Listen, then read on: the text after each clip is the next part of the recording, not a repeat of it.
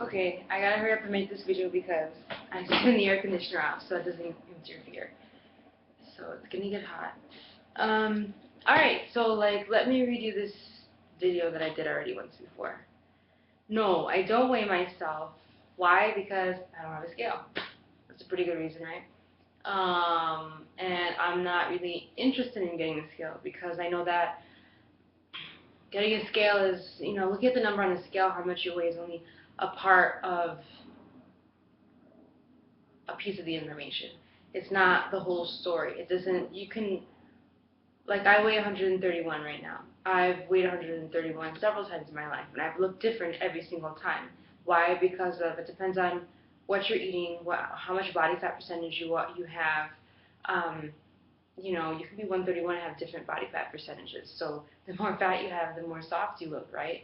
And the more muscle you have, the more of that 131 pounds that is composed of muscle, that's going to make you look more fit, as opposed to when you're 131 and we're doing exercises that maybe didn't, build that muscle in you. Maybe you were a runner before at 131, and now you're lifting weights at 131. Your body's not going to look the same. So, most people don't realize that. So, I do. So I don't really care about what the scale says. Having said that, I think you said something about doing a body analysis, like doing your body fat and weighing yourself and measuring yourself and all that kind of stuff when you first enter a gym. And I think that's wonderful. I think definitely that's something that everyone should do, because then as you progress and you see yourself reach whatever goal that you had, or maybe you let a year pass, or maybe you let 2 years pass, then you go back and have that done. It's a great way to know exactly, all right, my body fat's gone down from here to here. My measurements were this, and now they're this. Were that, and now they're this, right? And and I weighed this much, and now I weigh that much, and or that much, and this much. So that's definitely something that I've done, and I think that that's a good thing. Because when I look back at the printout of the one that I got in 2000, and let's see, this is 12. I guess I did it in 11, January 2011, because when I got a personal trainer there, I did that. And I was supposed to go back early 2012 to get it done, to see how far I've come 1 year later. But I've come even further now, so I think I'll probably wait till January of this coming year to do it and see what the results are. I'm excited about it. I'm pretty excited because that was probably the main thing that I was talking about before, was that you have to really put into perspective what you've done, because what you've done has been really good work, and I know it's been, for you, you think it's been a long time, and why aren't you 94 pounds by now? But really, it hasn't been that long in the scheme of things. I've lost 30 pounds. How long has it taken me? It's taken me from when I first started with the personal trainer, which was January 2011. What are we in? We're in August 2012. Because I made permanent changes. It wasn't that I was grasping at any little thing that promises to, make you lose this amount of weight and not eat fruit and, do a 90-day challenge. All those things will end because you can't maintain them.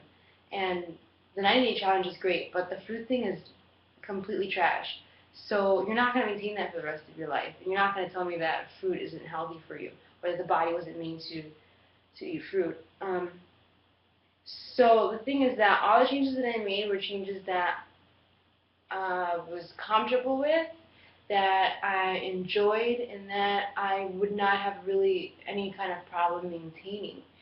And I've sort of refined it over the time, a little more, a little more, a little more, and I've researched and learned a little more as time goes on. And the more you learn, the more you are able to adjust what you're doing and what you're eating and all that kind of stuff. And so you end up getting more results, and you keep on going, but I mean, it's taken me all these months. How long has that been? Well, May has been a year, and then June, July, August. So that's been 12, 13, 14, 15. So it's been 15 months for me to lose that 30 pounds. I mean, how much have you lost? I mean, when I was talking on the phone with you a month or so back, he told me it was like 15 pounds or 17 pounds, something like that. Maybe you put on 2 or 3. That happens to me every semester, especially in the finals. And then whenever my stressful time goes down, because I don't have time to really do all the things that I do normally and eat the way that I like to, really that's what it's been. It's that when finals comes, I don't really eat how I'm supposed to be eating. But when that time goes back down and I get into a lull, things reset. So I don't really count that as a setback. So whatever, if you've lost 14 or 17, whatever it is, you did that in how many months? And you started 2 weeks into January, and we're in July. So in 6 months, you've lost half of what I lost. Does that put it in perspective for you? I mean, it took me like, what did I just say, 16 months? So it's been less than half of the time, and you've already lost half of what I lost. So you really need to stop being so hard on yourself, because it's ridiculous, and that sets you back. And that can make people desperate and do different things, and then far out things that they're like, this is going to get me the last 5 pounds, it's going to get me the results, and then they don't get it, and they get depressed, and they get low, and then, and what's the point of going through that cycle? It's just not worth it. So don't place so much pressure on yourself. Like, just relax about it. And I would do the 90-day challenge if I was you. But that nutritionist is, like, whacked out. But anyway, who cares? We already talked about that. Yeah, so now I'm doing what? Pilates, because I'm in my apprenticeship thing. And really mostly my weight loss has been not due to the exercise. That's the exercise has really helped me, whether it's been walking or Pilates or hiking or anything like that. It's been mostly to firm my body, make my body stronger. I see it becoming stronger and stronger every day, every week. And lean me out, give me more muscle tone, all that kind of stuff. And sure, of course, cardio drops body fat. If you're doing that, I'm not really doing too much of that. I'm not doing any of that. I'm walking, but it's not like vigorous walking, more of long walks.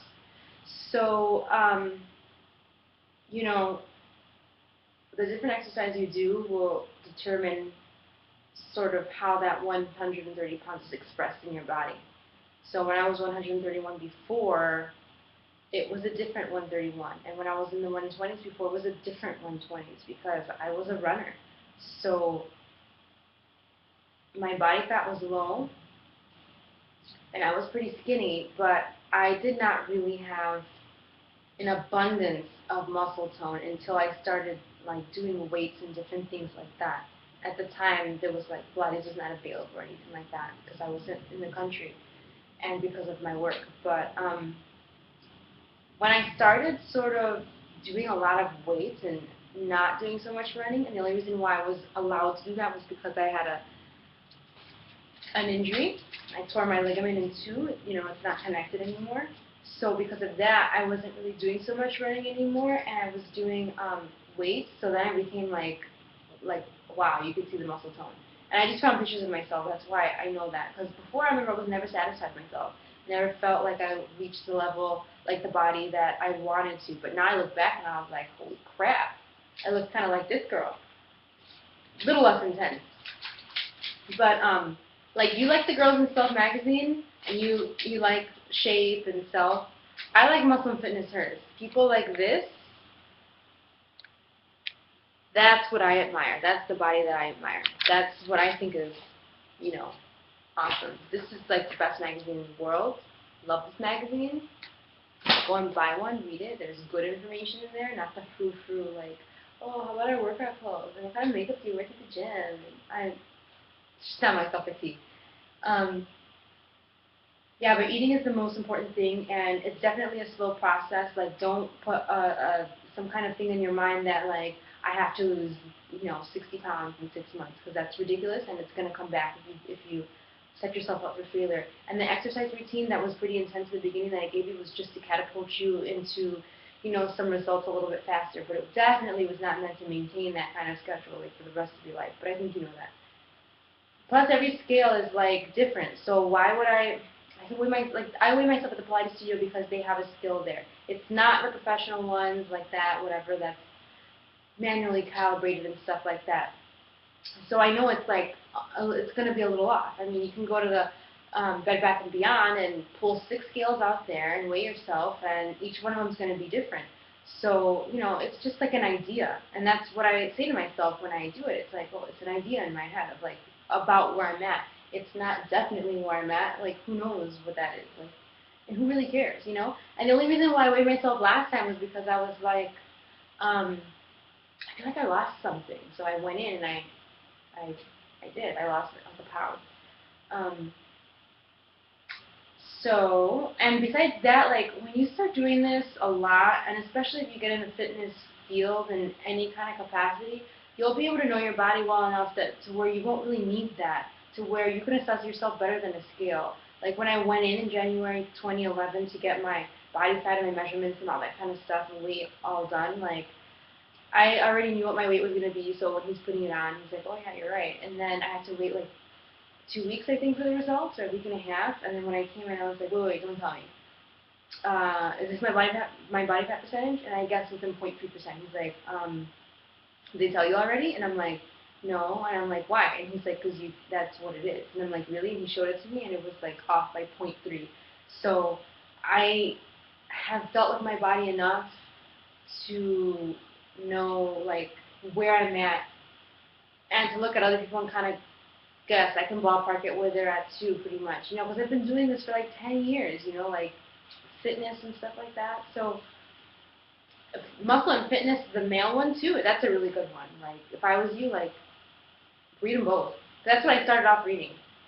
Muscle and Fitness, like the male version. I used to read that all the time in Iraq. That was like my favorite magazine there. What else did I want to say? And sometimes those big measurement, like the big scales, like the ones from the doctor's offices that you find in your gym, sometimes those aren't even calibrated. And because I'm there calibrating it because I'm like, oh my gosh, like this is not even zeroed out. And so then so whatever, like I just don't put that much importance in scales. Measurements will tell you exactly where you're at. The mirror doesn't lie. The mirror will tell you exactly what's wrong with you, how much you need to lose off of that particular section. They'll pinpoint exactly where it's at. So unless you have a magic mirror like I do downstairs, that mirror has like someone put voodoo on it because everyone who looks at themselves in there, they're like, oh my gosh, I look so good. So, but a mirror doesn't lie. Take pictures of yourself. The camera doesn't lie either. So who cares about the scale? There's so many other. It's a tool. It's a tool like other tools you can use. But yeah, get naked in front of a mirror, and then you'll know exactly what you. I mean, what difference does it make what number is on the scale if you're still going to look inside the mirror and see something that you don't like? Work on it. That's all you got to do. What else do I want to say?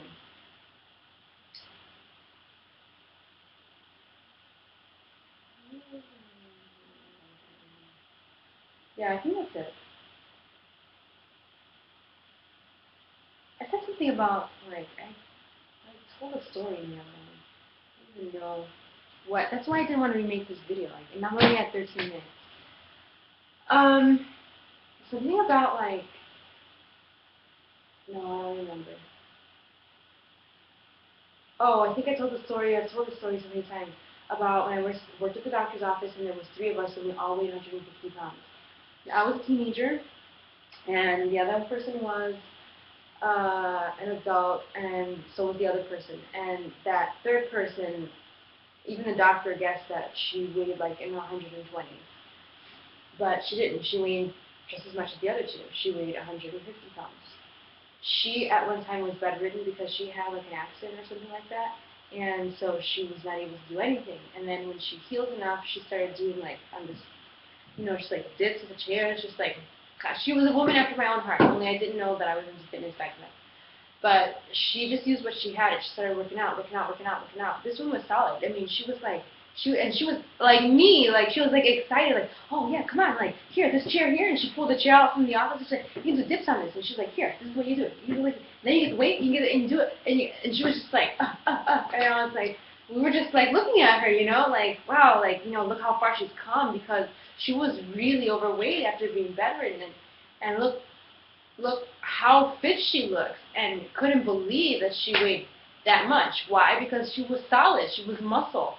So yeah, you can weigh different amounts depending on. Holy crap! It's 15 minutes. depending on like what your body's composed of. Bye.